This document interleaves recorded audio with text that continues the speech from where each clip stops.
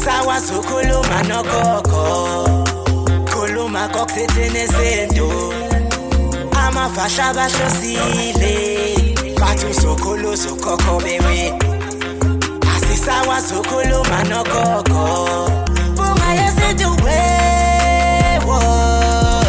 Sakhuleka kunina abakhulu, hayi khona bogogo nomkhulu. Igama umfoka mbanje itsizwa zimbiza ngonduna kandaba. Hayi khona yasuke yahlala, impungu sihlebulela ulwazi. Izinto zaqala zakhanya nenkinga zaphela emphela ndaba. Isizwe kithi siyakhala, sekhona nenyanga zamanga. Izinto sakithi siyahamba engathi sekhona abafundisi bamanga. Nina bodlungwane kandaba, udlungwane lombelebele olwadlunga emanxulumeni kwaze kwasa amanxulume esibekelana. Nina bakanodumo ehlezi kamenzi, ngiyimpunga yesintu, ngiyakhuleka umhlaba wonke. Nasendaweni zonke nje la kuhamba kufinyele khona lo mfanekiso oqoshiwe, makuthi umusha kule channel. Ibizo lami ngumlekeleli umfoka mbanjwa ukhathini. Ngumshana wakofuze fulelo omashiya amahlangatha azoshumayela. Ngumzukulu kaMdumo igaba elimabanga likaThumbula Tshatatsha, uTshatatsha kaPhesha, uPheshe kaMaguyane, uMaguyane kaVaphi, uVaphi kaNokhonjo. Kanti ke insizwa zimbiza ngonduna kandaba uNtombezi yamncumela insizwa ziyamkhombisa lesincane saphuma ehlathini ekseni ngovisa sivuthelwa ngoba sigcwele amabele. Ngikholo elikholwa ngenhliziyo engalibhadna kancane esontweni ugqamgqama usathenkankane lakha lathi ngihamba ngitheselo sitelathi ngahamba. Ngumjabulelo ngumamatheka komkakhe, ngoba njalo memamatheka kuthi faca. Uhlala kuyintokozo-ke kumina ababukeli bempunga yesintu ukuthi ngifike la kwi-channel ethu enkulu, Impunga Yesintu TV. La sicobelelana khona ngolwazi olunzulu nolujulile kakhulu. Ulwazi-ke bafowethu ilona lodwa oluyikona konke.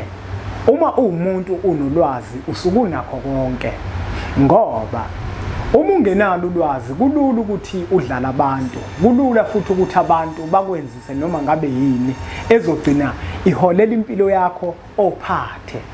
Kanti akufunakala ukuthi wena njenganomuntu uhamba uthatha noma ngabe yini.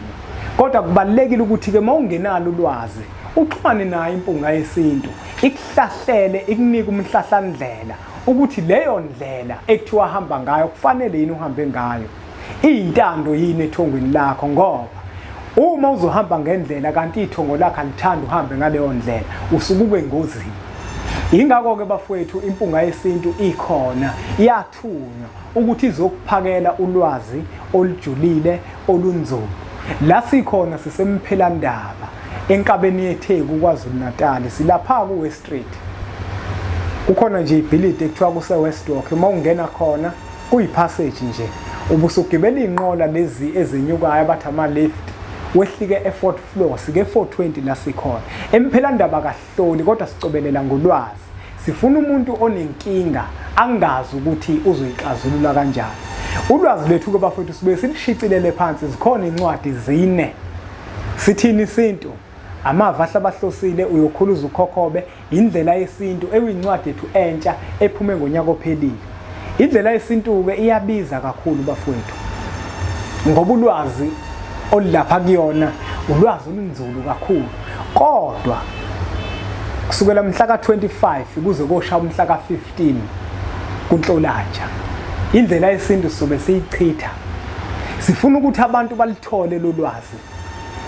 Kodwa amakhopha 100 kuphela abafowethu engizowakhipha ngalamanana phansi ningixolele. Indlela yesintu bafowethu uma kukuthi uzofika emphelandaba uzoyithenga izobe u250 ikhophi, 250. Kunesaphulelo esikhulu, 250 khophi. Uma kukuthi sizokuthumelela yona izoba u350 kuhlangene nendleko zokukuthumelela. Namuhla ke bafowethu ngiyimpunga yesintu, ngifisa ukuthi ngichaze umehluko phakathi kwesipho nesphiwo. Kunabantu abalekelela abantu ababelaphi bendabuko abangasebenzi ngeziphiwo kodwa basebenza ngezipho. Ijulileke lento engiyikhulumayo. Nawe ubukele njengamanje ngiyafisa ukuthi moyilalela lenkulumo uyilalelisise ukuze uzokwazi ukuthi uyizwe.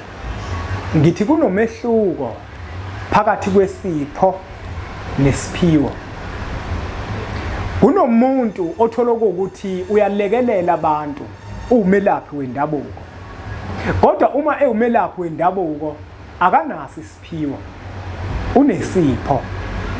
Angiphinde, kunomuntu owumelaphi wendabuko olekelela abantu, kodwa ukubalekelela kwakhe ubalekelela ngesipho sabantu abadala, akabalekeleli ngesiphiwo sabantu abadala. Yini kanti isipho nesiphiwo sabantu abadala? Omunye umuntu wazi ukuthi into eyodwa le efanayo, kanti akuyona into eyodwa efanayo. Kunabantu abalekelela abantu besebenzisa izipho abaziphiwe abantu abadala ngokubayalela abanye abantu abazokwazi ukuthi babafundise. Kodwa bese kuzoba khona umuntu ozosebenzisa isiphiwo sabantu abadala, umuntu ozothi uma ekulekelela ngendlela azokulekelela ngayo, into akulekelela ngayo akayifundiswanga muntu, kodwa iyazifikela ngesizathu sokuthi unesiphiwo sabantu abadala. Angikwenza umfanekiso. Kunomuntu ohamba aye esikoleni aye kofunda, uyofunda ukukhanda imoto, uzofika afundiswe esikoleni. Inyuvesi iyona ezofika imuphe lolwazi. Isipho siyinto yanganeno, yinto yala emhlabeni, yinto ofika uyinikezwe la emhlabeni. Kodwa isiphiwo yinto yangale, yinto ozalwa nayo, uthi uzalwa usukunayo, ikwembethe, uyembathisiwe. Kunomuntu eke kuphakama idlozi kuye, limkhombele enquthu kwaMthiyane. Uma efika kwaMthiyane afika afundiswe amakhambi, afundiswe ukwelapha. Lokhu ke manje esikubiza ngani na ngokuthwasa. Umuntu othwasile nomuntu okephehlwe njengamanje uyafunda lowo muntu. Umuntu owathwasa wayeya kofunda ukuthi kwelashwa kanjani. Lowo muntu othwasile usebenzisa isipho sabantu abadala, unesipho sabantu abadala. Abantu abadala bamembatha ngokuthi bayokwazi ukumyalela umuntu ozokwazi ukumupha ulwazi lokuthi kwelashwa kanjani. Akazalwanga nayo leyo nto yokuthi kwelashwa kanjani, kodwa yena kufanele ukuthi aze afundiswe umuntu othile besenza ngaleyo ndlela afundiswe ngayo. Yingakho abantu abaningi abathwasile behlala ngaso sonke isikhathi beqhakambisa ukuthi ngithwasile mina, ingoba vele yinto ayiphiwe, yinto ayinikiwe. Ithongo lakhe lalive limhlelele lokho ukuthi yena uyophiwa ulwazi lokwelapha bese asebenzise lona. Iningi labo abantu abathwasile bazi ukuthi wonke umuntu owelaphayo kufanele kube ukuthi uthwasile, kanti namhlanje ngiyimpunga yesintu ngithi angikwenze kube unogwaja omhlophe ugijima ehlungweni ukuthi uma umuntu uthwasile yazi ukuthi awunaso wena isiphiwo, kodwa unesipho sabantu abadala, ngoba isipho yinto ofika uyithole la emhlabeni. Njengoba wahamba waya kothwasa, uGobela wayekupha lolo lwazi lokuthi ukwazi ukuthi welaphe, wayekupha indlela yokwelapha ongazalwanga nayo, ngoba isipho yinto vele oyithola nganeno. Ingakho noma usuhambile emhlabeni, uma uwumuntu uyisangoma, kufanele ukuthi lento oyiphiwe la emhlabeni lesipho sakho osiphiwe sobungoma ungahambi naso uye ngale kwelamathongo, ngoba asiyona into yakhona kodwa siyinto yala emhlabeni. Kufanele ukuthi uma kade uyisangoma usudlulile emhlabeni, kwenziwe yonke imikhuba yakhona, wemukwe ubungoma, ugezwe, uthi uyangale kwelamathongo, ufike ungasezona isangoma, ngoba ubungoma yinto yala emhlabeni, akuyona into yangale. Asichaze umuntu onesiphiwo. Umuntu onesiphiwo umuntu ovele enza into ngale kokuba efundisiwe. Impunga yesintu akekho umuntu ohlala nawo phansi ayicobelele ngolwazi, kodwa ivele ikhulume, ingoba inesiphiwo eyasiphiwa abantu abadala. Ayidingi ukuthi ulwazi izilicoshele ihambe ilifuna ijuluke ibe manzi, cha. Kukhona nomelaphi wendabuko othola ukuthi uzokwelapha, hayi kodwa ngendlela afundiswa ngayo, akanagobela. UGobela yithongo lakhe elamupha, uyelapha kodwa akanayo uGobela. Yina unesiphiwo. isiphiwo sabantu abadala. Abantu abadala bamembathisa lento esangale wafika nayo la emhlabeni.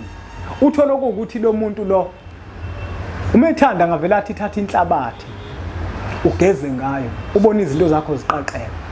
Akafundiswanga umuntu ukuthi akasho njalo, kodwa yonke into yena ukwenzisa ngenkathi ifika ngaleso sikhathi ngoba iyona nto ayiphiwe. Isphiwo siyinto yangale. Umuntu onesphiwo nolekelela abantu ngesphiwo sabantu abadala akudingi ukuthi uma sehamba emhlabeni kuthiwa uyemuka isphiwo sakhe, ngoba isphiwo siyinto vele yangale. Kufanele abuyele nasemuva ukuze yokwembatha omunye umuntu ngaleso sphiwo sakhe awayekade abelwe abantu abadala bakubo.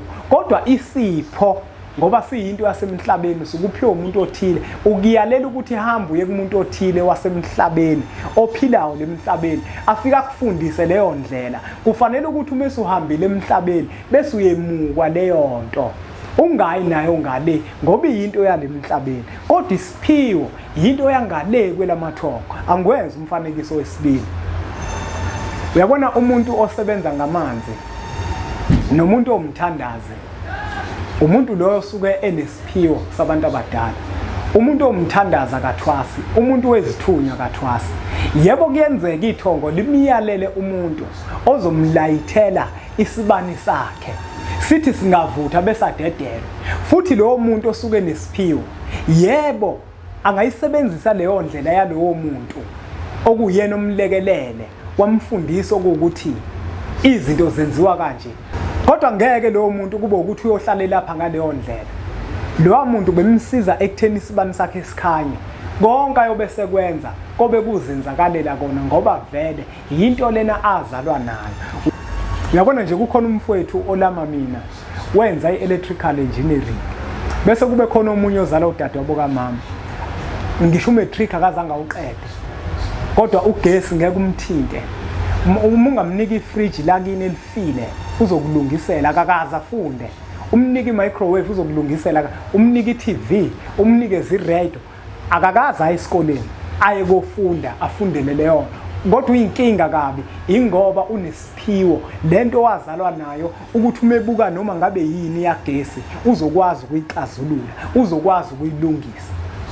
Ayipheleke lento yokuthi uma silekelela abantu bese abantu basibuza ukuthi sathwasaphi.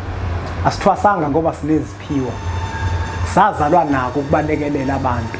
Asikho isidingo sokuthi size sofundiswa.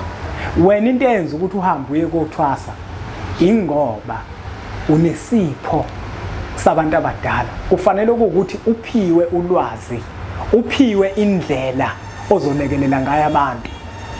Kodwa lo muntu yena ongayanga ukothwasa ingoba unesphiwo, wathi umezalwa wazalwa lento imembethe, wazalwa lento ke emthambeni yakhe yegazi, wazalwa lento ikuye, wazalwa lento inguye. Kodwa wena wathi mawuzalwa wazalwa abantu abadala bekudalele ukuthi wena uyophuma uye kumuntu afika kwazi ukuthi akufundise, akuphe leso sipho salolo lwazi. Umuntu ohambe waya kofunda enyuvesi awukwazi ukuthi uthisha uzothi unesphiwo ngaphandle ke mesefundisa izinto angazange azifundele enyuvesi. Usuke sekhombisa ke lapho ukuthi unesphiwo sabantu abadala. Kodwa ulwazi uhambe waya konikwa lona isipho leso. Uma kuukuthi uyelapha ngoba nakuwathwasa akusona isiphiwo leso kodwa isipho sabantu abadala. Uma kuukuthi mhlambe kukhona la ngizwanga khona la kuma comment section buza umbuzo, ngizokwenza omunye umfanekiso oqoshiwe ngibuye ngizochaza. Asibonge kakhulu ke ngokuthi ubukele umfanekiso oqoshiwe. Ngiyacela ukuthi uthathe udlulisele kwabanye abantu ngoba nakubona uzoba usizo olukhulu. Bese siqhubeke sisubscribe kwi-channel yethu enkulu Impunga Yesintu TV. Ungakhohlwa ke mbukelo Impunga Yesintu. Indlela yesintu kusukela mhla ka-25 izobe ihamba ngamanani aphansi kakhulu, 250 copy. Uma uyithola imphelandaba mawufuna sikuposele 350. Uma kuuthi uyafisa futhi ukuhlala phansi neMpunga Yesintu ikucobelele nje ngolwazi, inombolo lezo lokuzibona ushayela zona bese uyafika kuthina. Uma kuukuthi ukude nalitheko siyakwazi ukuthi sikhulume ocingweni. Ngishayeleke mbukelo Impunga Yesintu TV senze inhlelo zokuthi sikwazi ukuthi sibonane. Ngiyacela ukuthi uqhubeke njalo usubscribe nawe ungaka-subscribe bese siwuthatha umfanekiso oqoshiwe udlulisele kwabanye abantu ngoba nakubona uzoba usizo olukhulu. Bese sithi nje impunga. Othwasanga.